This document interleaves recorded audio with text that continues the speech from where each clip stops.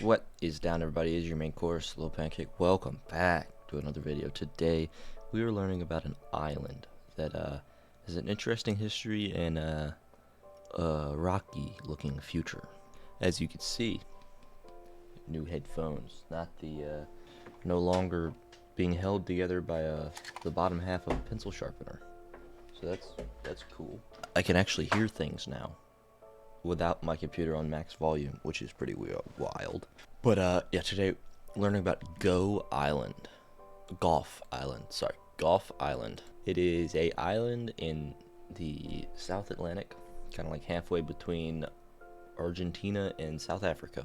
We're gonna be learning about it. It's interesting. I read about it in a book. I know, right? I was reading a book. That's weird. But I read about it in a book, and I want to do some more research on it. So here we are, doing more research together. So here we are. First things first, here is a map. That's what that's called, of where Gough Island is. So it's right there, as you can see, the little red dot, kind of like in the middle of the ocean, right? Not that big, but it's, sizable. 35 square miles, 91 square kilometers, 8.1 miles long, 13 kilometers, 4.3 miles wide, 7 kilometers. There's a little picture of it. Kind of desolate, to be honest. Yeah, so we're gonna learn about that today. Are you excited? You should be. Smash like if you're excited. Let's get into it. Gough Island, also known historically as Giancarlo Alvarez, is a rugged volcanic island in the South Atlantic Ocean. It is a dependency of Tristan da Cunha and is part of the British Overseas Territory. Who would have guessed a small island in the ocean is British owned? Just saying, they got a lot of territories. It is about 400 kilometers, 250 miles southeast Of the Tristan da Cunha archipelago, which includes Nightingale Island and Inaccessible Island. I want to go to Inaccessible Island. That sounds like fun to me. 1,500 miles northeast from South Georgia Island, 1,700 miles west of Cape Town, and over 3,200 kilometers, 2,000 miles from the nearest point in South America. Gough Island is uninhabited, except for the personnel of a weather station, usually 6 people, that the South African National Antarctic Program has maintained with British permission. So, let me get this right. The island is a territory of Britain, and the only people on it are South Africans in an Antarctic program manning a weather station. Is that right? Okay, just make sure. Continually on the island since 1956. Dang. It is one of the most remote places with a constant human presence. It is part of the UNESCO World Heritage Site of Gough and Inaccessible Island. It is one of the most important seabird colonies in the world. Name. The island was first named Ilha de Giancarlo Alvarez on Portuguese maps. Giancarlo Alvarez was a Portuguese explorer who discovered the island in 1505. Confusion of the unusual Portuguese saint name, Giancarlo, I'm just guessing that's how you pronounce it, with Spanish Diego led to the misnomer Diego Alvarez Island in English language. Sources from the 1800s to 1930s. So the English people messed it up. Makes sense. However, the most likely explanation is that it was simply a misreading of Isdego Alvarez, the name by which the island is represented on some of the early charts. The Dago mutated into Diego. The name Gough Island refers to the British mariner Captain Charles Gough of the Richmond, who sighted the island in 1732. Alright, so it's all starting to come together now. The Brits come in. What's up, guys? So this was discovered by Portuguese people. It's called Giancarlo Alvarez Island. How about we change it? Gotta love British people. Okay, history. Now we're gonna get into some interesting stuff. The details of the discovery of Gough Island are unclear, but the most likely occasion is July 1505 by the Portuguese explorer Giancarlo Alvarez. Maps during the next 3 centuries named the island after him. On some later maps, this was erroneously given as Diego Alvarez. Yep, literally just read that. According to some historians, the British merchant Anthony de la Roche was the first to land on the island in the austral autumn of 1675. Charles Gough rediscovered the island. How do you rediscover something? March 3rd, 1732, thinking it was a new find.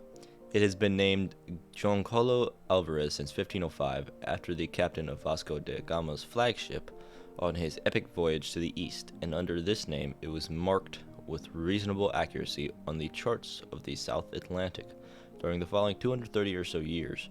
Then in 1732, Captain Gough of the British ship Richmond reported the discovery of a new island, which he placed 400 miles to the east of Giancarlo Alvarez's.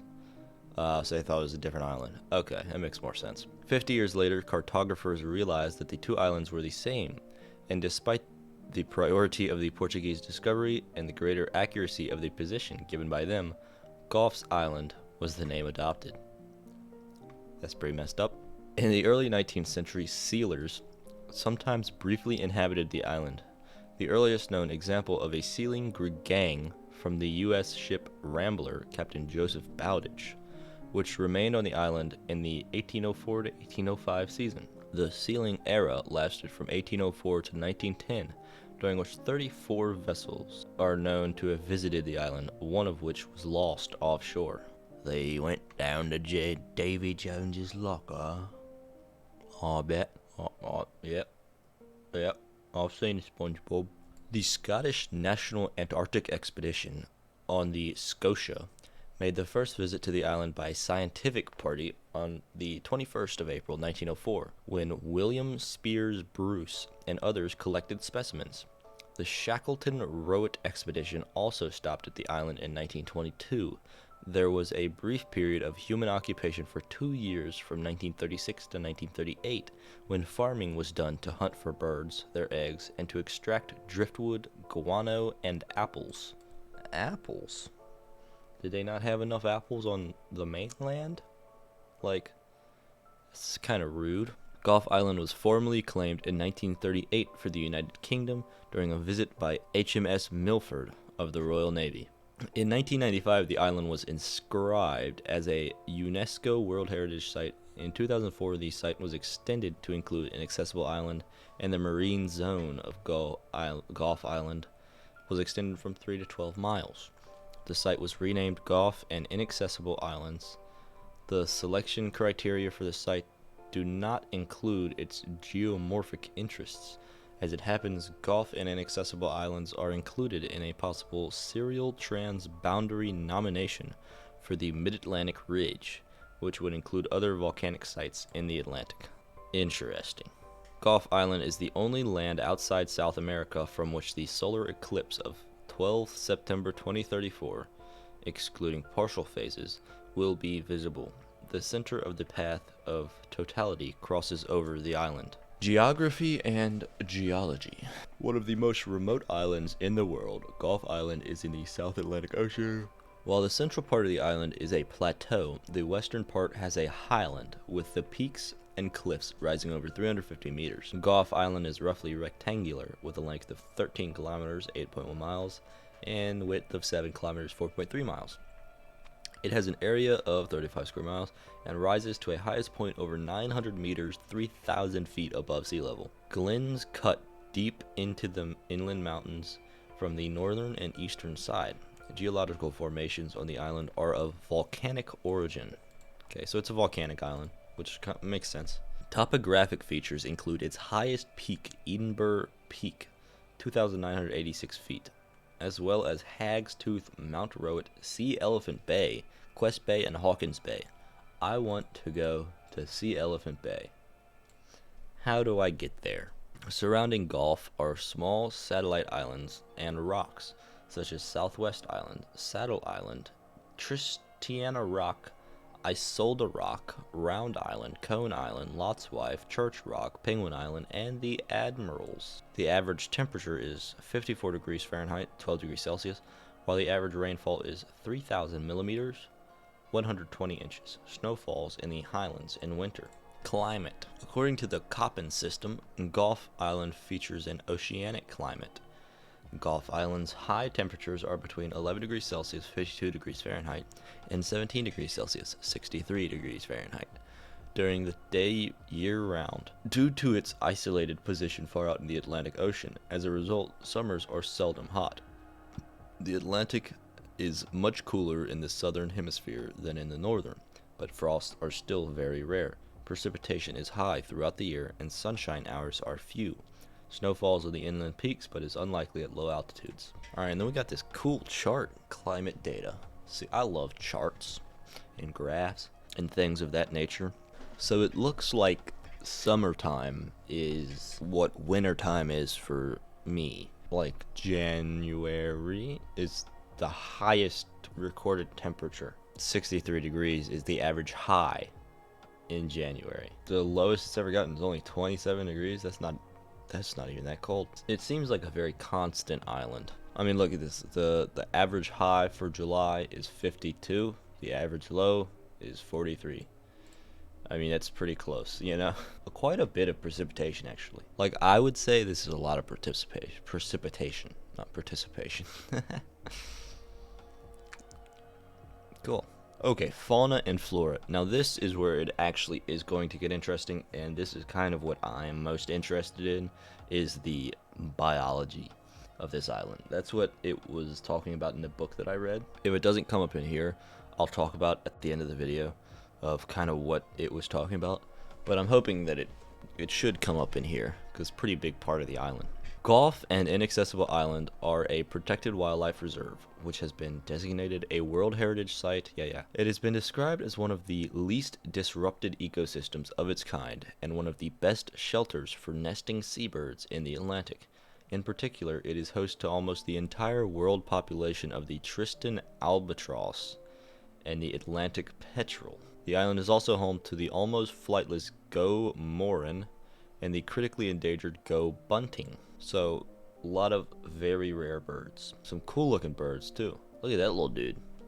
That's a cool looking dude right there. The island has been identified as an important bird area by BirdLife International for its endemic land birds and as a breeding site for seabirds. Birds for which the IBA has conservation significance, including northern rockhopper penguins, Tristan albatross, sooty albatross. Oh my. These are all just the types of birds that are on Gough Island that are considered like a conservation significance. Broad-billed prions, 1.75 million pairs.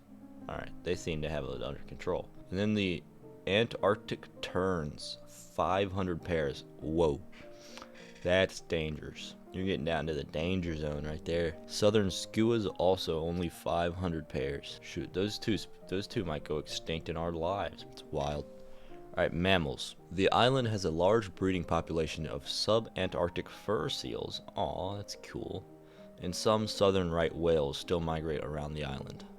House mice are currently present on the island. So, the house mice is what the book that I'm reading was talking about. The book is about invasive species and how the debate as to whether they're inherently bad or not. It's talking about Gough Island, and the house mice are really hampering these birds. So we'll read this about it. I'll give some more information if I feel like it. In April 2007, researchers published evidence that predation by introduced house mice on seabird chicks is occurring at levels that might drive the Tristan albatross and the Atlantic petrel to extinction. As of October 2018, it is estimated that as many as 2 million fewer eggs and chicks are being raised due to the impact of mice on the island, threatening the extinction of several species of seabirds that breed exclusively or nearly exclusively on Gough Island. So, you're in trouble because of mice.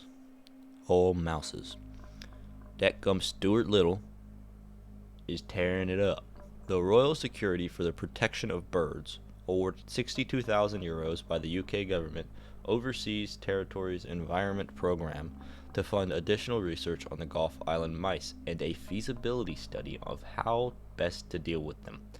This grant also paid for the assessment of the rat problem on Tristan da Cunha Island. Trials for a method of eradicating the mice through baiting were commenced, and ultimately a €9.2 million eradication program was planned and set to begin in 2020, with the island expected to be mouse-free by 2022. I don't think that happened. However, the start date was delayed until 2021 due to COVID-19.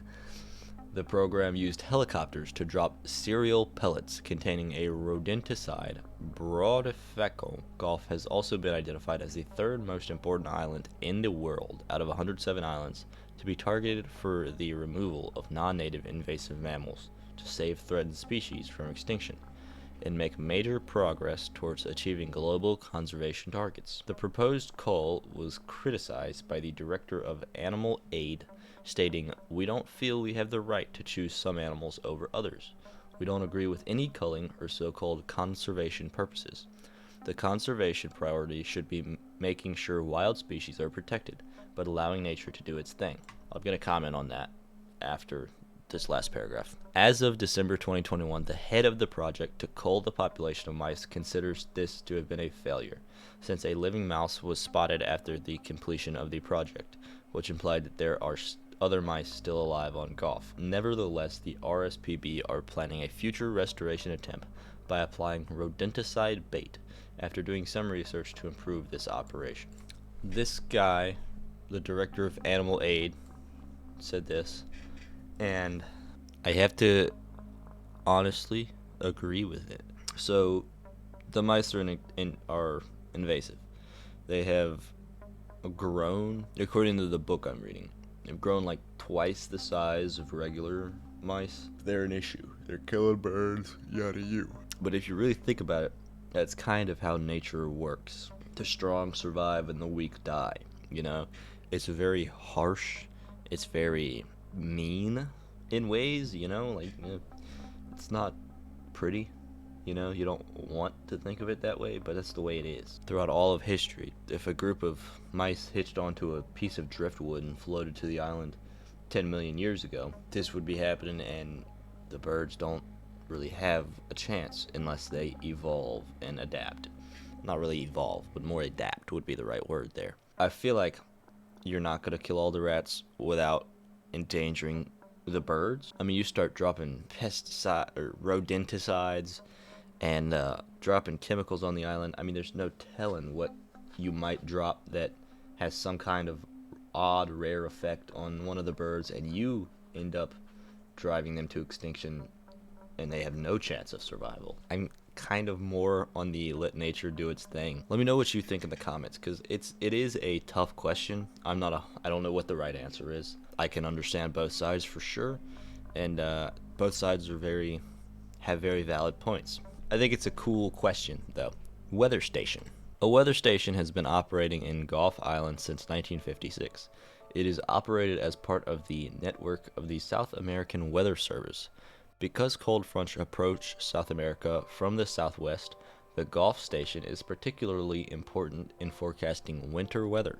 Initially, it was housed in the station at the Glen, but moved in 1963 to the south lowlands of the island, more precisely, that. The new location improved the validity and reliability of the data acquired for use in modeling. Each year, a new overwintering team arrives by ship from Cape Town, beginning in 2012, to staff the weather station and perform scientific research. The team for a particular year may be termed as Gough and an expedition number. For example, the 1956 team was designated Gough 01, and the team in 2013 was Gough 58. Each new team directly replaces the departing one, thereby maintaining a continual human presence on the island. A team normally consists of a senior meteorologist, 2 junior meteorologists, a radio technician, a medic, a diesel mechanic, and a number of biologists, depending on ongoing research projects. The team is supplied with enough food to last the whole year. People and cargo are landed either by helicopter